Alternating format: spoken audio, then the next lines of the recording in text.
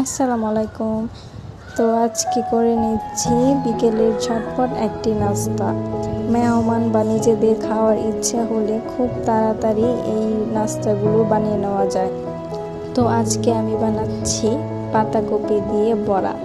এটা খেতে কিন্তু খুবই মজা, আমার তো খুবই ভালো লাগে। অনেকে এটা শীতের টাইমে খায়, বাট গরমের দিনে বৃষ্টি হলেও কিন্তু এই নাস্তাগুলো খুবই ভালো লাগে। আমি নানান ধরনের বড়া রেসিপি খেয়ে থাকি বা বানিয়ে থাকি। তো আজকেও ভাবলাম যে একটা বড়ার রেসিপি বানানো যাক।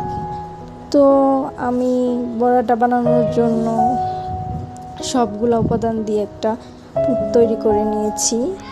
তো এরপর আমি তেলে ছেড়ে দিচ্ছি। তো ঠিক এইভাবে ব্লেন্ড করে তেলে ছেড়ে দেবেন, দেখবেন কি সুন্দর একটা ক্রিসপি কালার আসে, খেতেও কিন্তু খুবই মজা।